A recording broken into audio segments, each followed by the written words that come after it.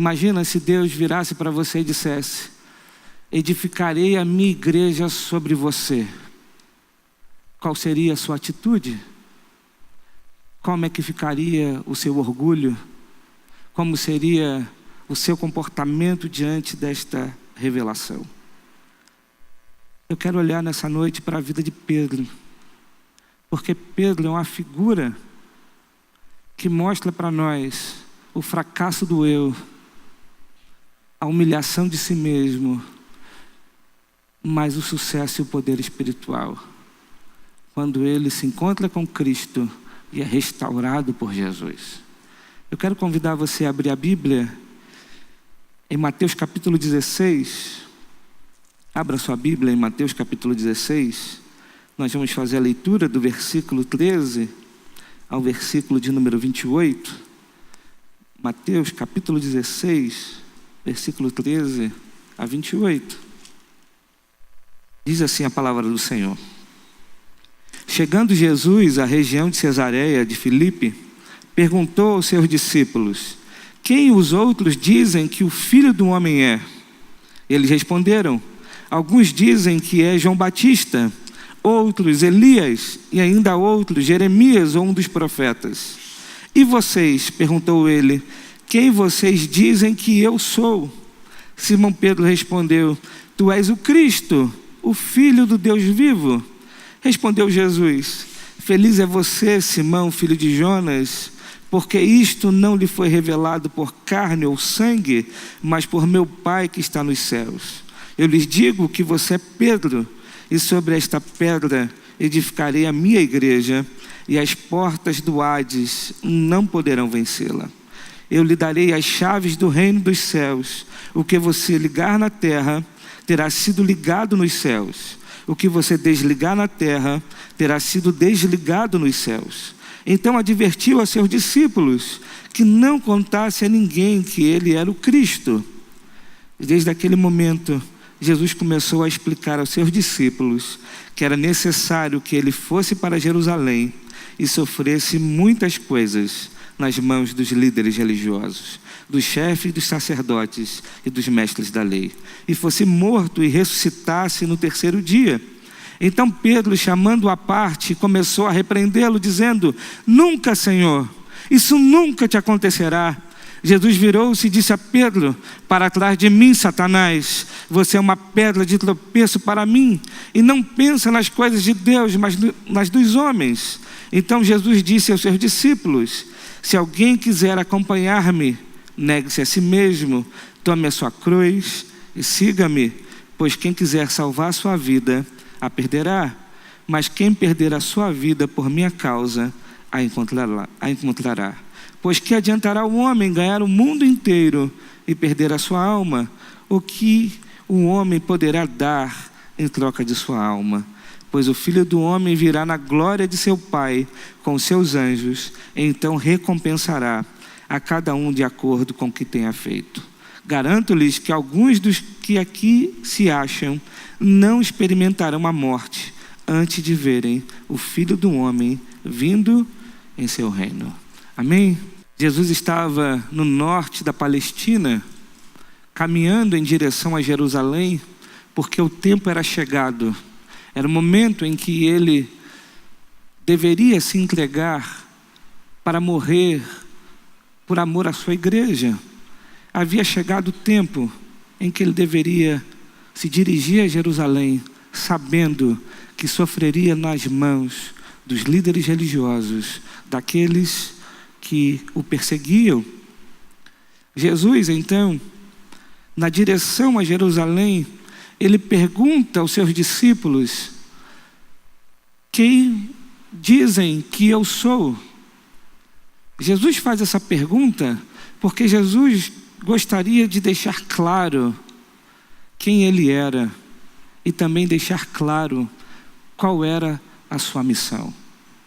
Jesus faz essa pergunta e a resposta dos seus discípulos foi: Bem, eles dizem que você é João Batista, outros Elias, e ainda outros Jeremias e um dos profetas. O povo não tinha uma noção clara de quem era Jesus. O povo imaginava que Jesus poderia ser o João Batista, ou seja, o precursor, aquele que ainda ia preparar o caminho, mas não o Messias. O povo achava que ele poderia ser Jeremias, ou seja, aquele mesmo profeta, ou aquele profeta com a mesma autoridade de Jeremias do Antigo Testamento, que profetizou contra o povo, contra os líderes religiosos do povo, mas ao mesmo tempo chora e lamenta pela condição de Jerusalém. O povo olha para o ministério de Jesus e não consegue interpretar muito bem quem é Jesus. Até hoje as pessoas não conseguem interpretar muito bem. Até hoje as pessoas pensam, ele é um profeta, ele foi o mestre dos mestres, ele foi o maior psicólogo que já existiu, ele foi um homem que marcou a história. Até hoje as pessoas não conseguem compreender muito bem quem é Jesus e o que ele veio fazer no mundo. Entretanto, Cristo desejou deixar isto muito claro para as suas ovelhas. Por isso ele faz essa pergunta. E aí depois da resposta dos seus discípulos, Jesus diz: tá bom, tudo bem, mas e vocês? Quem vocês dizem que eu sou? Simão Pedro então responde: tu és o Cristo, o Filho do Deus vivo. Jesus olha para Pedro e diz: Pedro, esta revelação não foi dada por carne nem sangue, mas o Pai que está nos céus te revelou esta verdade. O que Jesus está dizendo para Pedro é: Pedro, não foi nenhum homem, não foi nenhum religioso, não foi nenhuma pessoa que te trouxe esta revelação, mas o Pai que está nos céus te revelou que de fato eu sou o Filho de Deus, o Deus vivo. E o que isso significa, meus irmãos? É a primeira aplicação que nós podemos tirar daqui. O entendimento acertado de quem é Jesus só é possível por revelação do Pai. O entendimento acertado de quem é Jesus só é possível por revelação do Pai. Se o Pai não abrir os nossos olhos, se Deus não tocar o nosso coração, se o Espírito Santo não tocar em nossa mente, não abrir os nossos olhos, não quebrar o nosso coração de pedra, nós não saberemos quem de fato é Jesus. Por isso, meus irmãos, há tanta gente que tenta tatear e de alguma maneira encontrar o Cristo, mas se Deus não tocar, se Deus não revelar, as pessoas não saberão quem é Jesus. O Pai traz essa revelação a Pedro. E aqui, meus irmãos, a gente precisa compreender que o conhecimento de Deus não pode nos levar à soberba, mas sim à humildade. Não pode nos levar ao orgulho, ao exibicionismo, mas tem que nos levar para o serviço de Deus e o serviço do próximo. Se Deus, Pai, abrir os nossos olhos para enxergar quem somos e para enxergar quem Cristo é, esse conhecimento por si só já nos humilha e nos mostra que somos dependentes de Deus. Somos dependentes do Senhor. Pedro recebe essa revelação, mas Cristo tinha outras coisas a dizer a Pedro, outras revelações importantes a dizer a Pedro. Jesus Cristo vai dizer, ainda no versículo 18, eu lhes digo que você é Pedro, e sobre esta pedra edificarei a minha igreja, e as portas do Hades, não poderão vencê-la. Eu lhe darei as chaves do reino dos céus. O que você ligar na terra terá sido ligado nos céus, e o que você desligar na terra terá sido desligado nos céus. Então advertiu aos seus discípulos que não contassem a ninguém que ele era o Cristo. Jesus Cristo traz uma nova revelação, e uma revelação em natureza igual à revelação do Pai, porque Cristo também é Deus.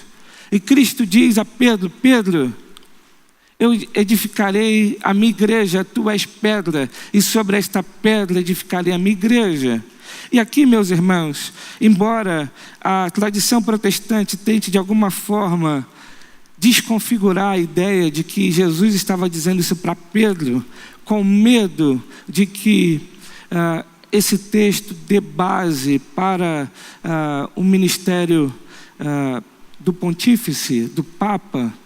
Meus irmãos, não há problema a gente considerar que Jesus está fazendo um trocadilho de palavras para dizer que a sua igreja seria edificada na vida de Pedro e na vida dos seus apóstolos. Veja então, se isso não é possível, usando outros textos do Novo Testamento. Por exemplo, em 1 Coríntios capítulo 3, verso 10, Paulo vai dizer que ele é o sábio construtor. No versículo 11 ele diz: Jesus é o alicerce da igreja. Efésios capítulo 2, verso 19 a 20, o mesmo apóstolo vai dizer que os profetas e o colégio apostólico de Jesus são a fundação da igreja. Ainda, nós vamos ver que a Bíblia, nesse texto, diz que Pedro tem as chaves do reino de Deus, mas Apocalipse capítulo 1, verso 18, capítulo 3, verso 7, diz que Jesus tem essas chaves.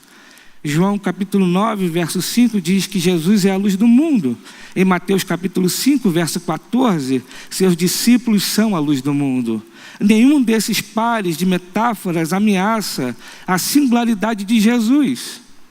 Eles apenas mostram como as metáforas devem ser interpretadas, principalmente em relação ao seu contexto imediato.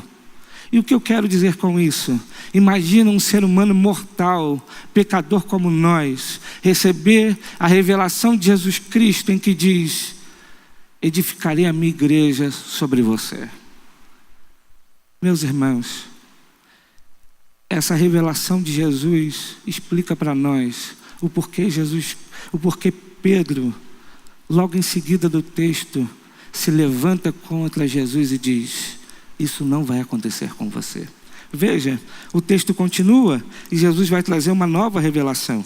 O texto diz assim: desde aquele momento, Jesus começou a explicar aos seus discípulos que era necessário que ele fosse para Jerusalém e sofresse muitas coisas nas mãos dos líderes religiosos, dos chefes dos sacerdotes e dos mestres da lei, e fosse morto e ressuscitasse no terceiro dia.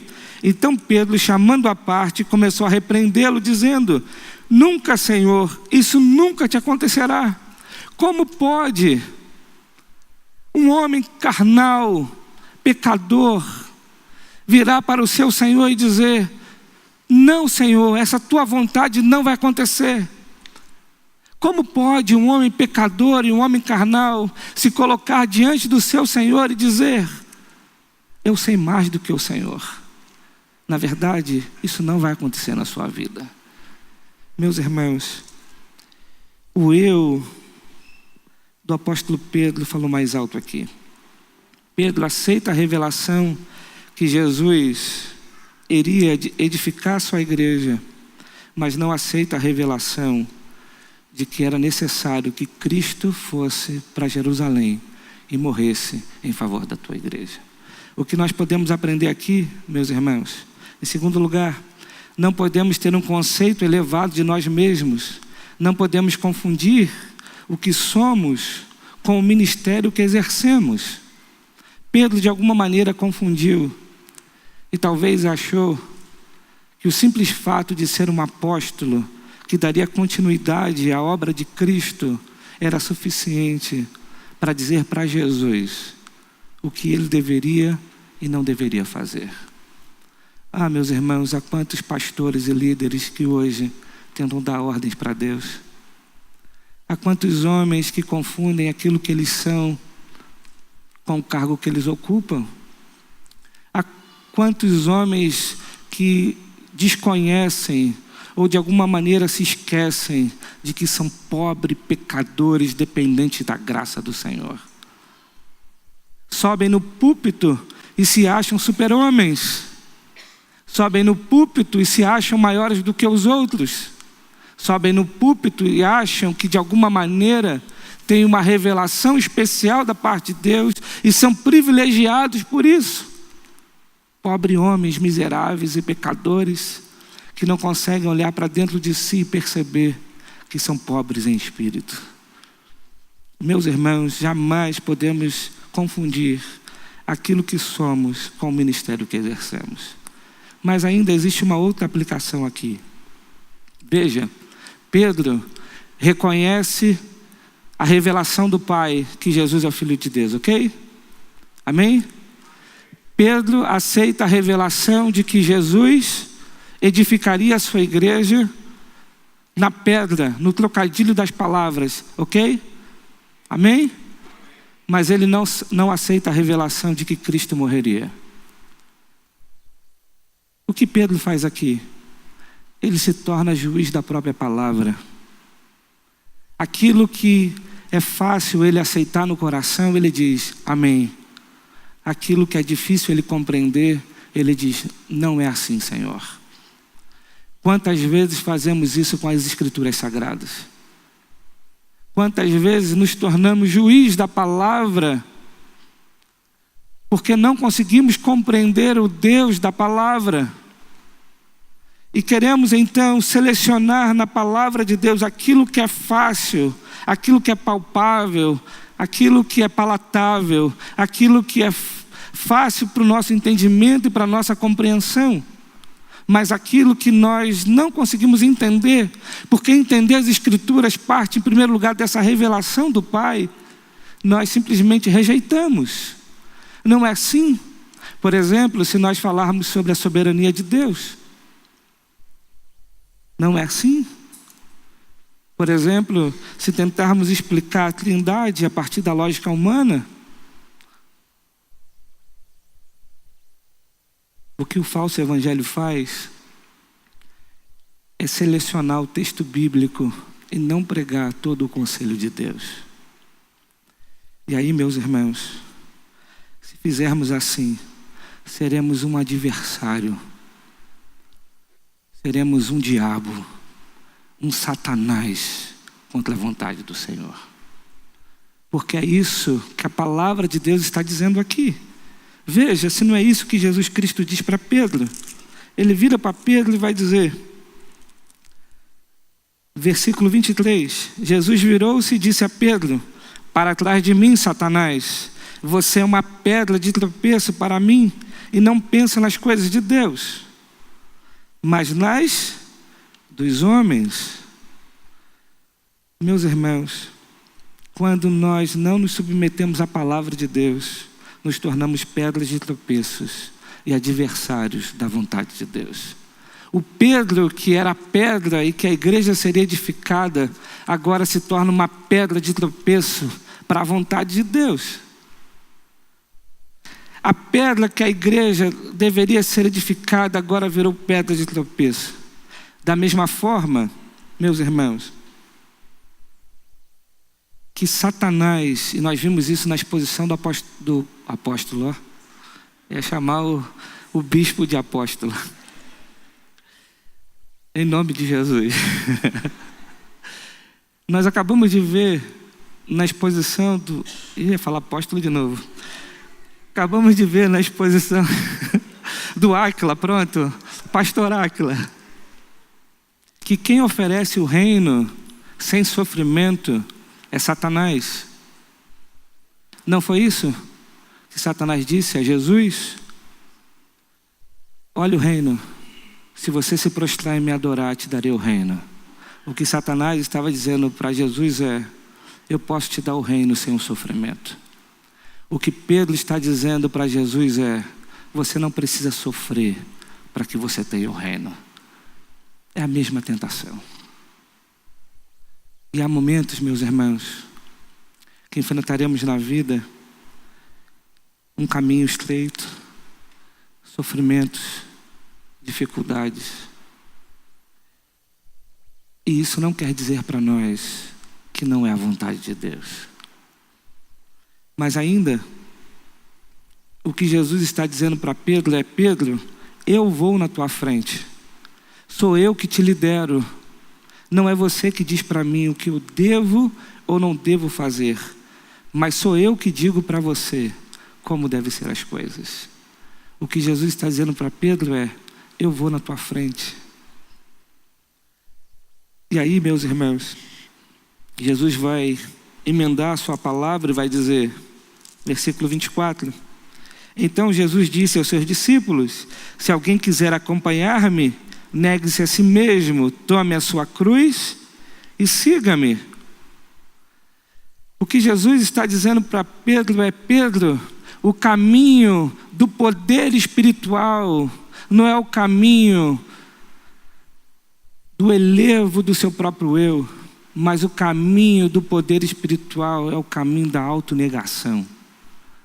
O que Jesus está dizendo para Pedro é: Pedro, presta atenção, o poder não está em você, o poder está em mim, e quando você diminuir e eu crescer na tua vida, aí de fato você será um homem espiritual.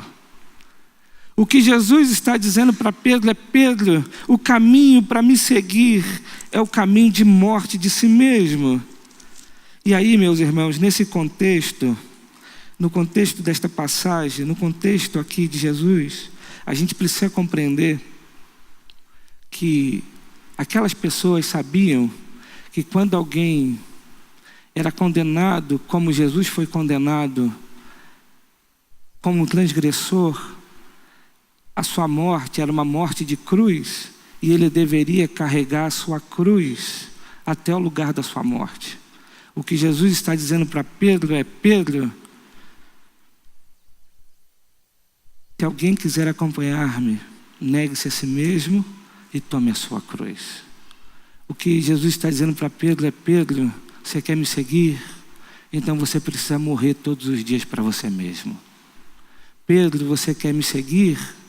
Então saiba que o verdadeiro evangelho é o evangelho que vai gerar em você a morte de você mesmo, para que a minha vida transborde na sua vida. Se queremos ter a plenitude de vida prometida por Jesus no seu evangelho, isso só é possível quando houver a morte de nós mesmos. O problema é que o falso evangelho diz para nós exatamente ao contrário. É o evangelho mais alguma coisa. É o evangelho mais o coach. É o evangelho mais a ajuda para que você seja alguém na vida. É o evangelho que diz para você: tudo você pode, você precisa acreditar em si mesmo, você precisa desenvolver os seus talentos, você precisa desenvolver a sua personalidade. Você não pode ser do jeito que você pensa ou que as pessoas acham de você. Mas você tem que elevar o seu próprio eu. Mas o caminho do evangelho é a negação de si mesmo. Jesus está dizendo para Pedro: Pedro, morra todo dia, Pedro, para que de fato você seja aquilo que você deve ser para a glória de Deus. J. Carso, comentando esse texto, vai dizer: qualquer judeu da Palestina saberia que um homem condenado à crucificação, com frequência, era forçado a carregar parte da sua própria cruz, uma obrigação e um sinal da morte. Embora Jesus não mencione explicitamente o modo de sua morte, até poucos dias antes dela acontecer, o impacto dessa fala deve ter se multiplicado depois do Gólgota. Para Jesus, a morte do eu não é tanto um pré-requisito do discipulado, como uma característica contínua dele. O que Carso está dizendo é que a morte do eu é um grande processo. Nós precisamos morrer todo dia para nós mesmos. Jesus ainda vai dizer: pois quem quiser salvar a sua vida, a perderá. Mas quem perder a vida por minha causa, a encontrará. Pois que adiantará o homem ganhar o mundo inteiro e perder a sua alma? O que um homem poderá dar em troca de sua alma? Pois o Filho do Homem virá na glória de seu Pai, com seus anjos, então recompensará a cada um de acordo com o que tenha feito. Meus irmãos, aqui a gente aprende que o caminho da vida é o caminho da morte de si mesmo. Seguir a Jesus resultará em transformação de vida. Aqueles que estavam mortos em seus delitos e pecados, quando se encontram com a vida que é Cristo, eles desejarão segui-lo, porque há uma compreensão espiritual aqui. Quando nos encontramos com Cristo, sabemos que de fato Cristo é a vida. E aquilo que vivíamos, embora parecesse vida, estava com cheiro de morte, porque mortos espirituais nós estávamos. Mas quando nos encontramos de fato com Cristo e a vida passa a ter sentido, significado e razão, agora passamos a compreender o que de fato é vida, porque Cristo é vida, nos unimos com Cristo na sua morte. É isso que Paulo vai dizer em Romanos capítulo 6. E por isso agora experimentamos uma nova vida em Cristo Jesus. Por isso, meus irmãos, o caminho do Evangelho é o caminho de morte para que se encontre vida. Por isso Jesus diz, aquele que não perder a sua vida, aquele que não perder a vida agora, perderá depois. Mas aquele que perde sua vida agora, encontrará a sua vida para viver eternamente. Meus irmãos, talvez essa lição não foi muito bem aprendida por Pedro, porque Pedro deveria compreender que ali, então, a partir desse convite do discipulado de Jesus, ele teria que carregar a sua cruz e negar a si mesmo. Mas a palavra de Deus vai dizer que Pedro, em outro momento, diz, ou melhor, em outro momento, Jesus diz para Pedro, Pedro, tu me negarás 3 vezes. No momento em que Jesus está jantando com seus discípulos, na sua última refeição com eles, Jesus vira para Pedro e diz, Pedro, tu me negarás 3 vezes. E Pedro diz, não, Senhor, eu não te negarei. Cristo sai então do cenáculo, vai para o jardim do Getsêmani, ali ele é preso, levam Jesus para ser julgado, e quando então, naqueles momentos tensos, difíceis, Pedro é reconhecido e ele nega Jesus. Ele nega 1, ele nega 2, ele nega 3. E quando ele nega 3, o olhar de Pedro se encontra com o olhar de Cristo. Como se Cristo estivesse dizendo para Pedro, Pedro, não é pela tua força. Pedro, não é pelo elevo de si mesmo. Pedro, o caminho da espiritualidade não é o caminho do teu braço. Pedro então chora, a ficha cai, ele começa a chorar. E a Bíblia vai dizer que após a ressurreição de Jesus, Jesus está na praia, Pedro visualiza Cristo na praia, ele se joga ao mar desesperadamente para o encontro de Cristo. E quando encontra com Jesus, Jesus diz para Pedro, Pedro, tu me amas? E Pedro diz, tu sabes que eu te amo. Pedro, tu me amas pela 2ª vez. E Pedro diz, tu sabes que eu te amo. Pedro, tu me amas pela 3ª vez. E Pedro diz, Senhor, tu sabes que eu te amo. E Jesus vira para Pedro e diz, Pedro, apacenta as minhas ovelhas. O que Jesus está dizendo para Pedro é, Pedro, darei nas tuas mãos aquilo mais precioso que eu tenho. Eu disse para você que eu edificaria a minha igreja sobre esta pedra. Agora esta pedra não é mais uma pedra de tropeço. Agora você pode edificar a minha igreja. Agora você pode cuidar das minhas ovelhas. Meus irmãos, o que nós aprendemos aqui é que o caminho do verdadeiro evangelho é um caminho que se encontra com Cristo pela graça e resolve viver para Cristo na negação de si mesmo, até que Deus transforme o nosso eu e o nosso caráter. E a cada dia que isso acontece, nos tornamos mais parecidos com Jesus.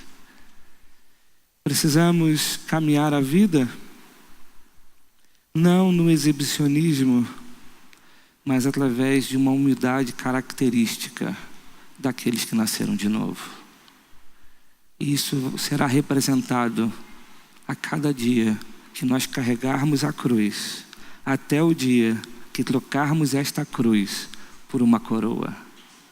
Até o dia que os céus se abrirem para nós e recebermos de Cristo a nossa coroa.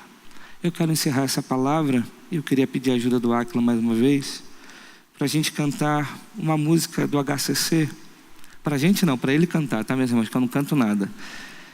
O hino 132 do HCC, Rude Cruz. Dá teu jeito aí. Se não, Gabriel, alguém ajuda, Jader. Vamos lá. Tem letra. E eu queria, enquanto o Áquila se prepara ali, pastor Áquila, é que eu estou com medo de falar apóstolo de novo. Eu queria que você meditasse naquilo que você ouviu. Como você tem encarado a sua vida espiritual? O que você quer ser? O desejo do cristão na vida espiritual, meus irmãos, precisa ser um único desejo: ser parecido com Jesus Cristo. Não adianta se acostumar com a vida religiosa, se acostumar em ouvir a palavra, gostar do ambiente da igreja. Não adianta cantar as músicas cristãs, conhecer um pouco da Bíblia, fazer uma devocional diária. O convite de Jesus é um convite para o discipulado. A graça nos alcança e nos chama a um desafio de vida: viver para a glória de Cristo. E isso é possível, só é possível carregando a cruz e morrendo todos os dias para nós mesmos. Esse desafio é para mim. Esse desafio também é para você. Se você já ouviu o verdadeiro evangelho, se a graça de Deus já alcançou seu coração, Deus te chama, à luz da palavra, a pegar a sua cruz, a carregar a cruz, até o dia que você trocar por uma coroa.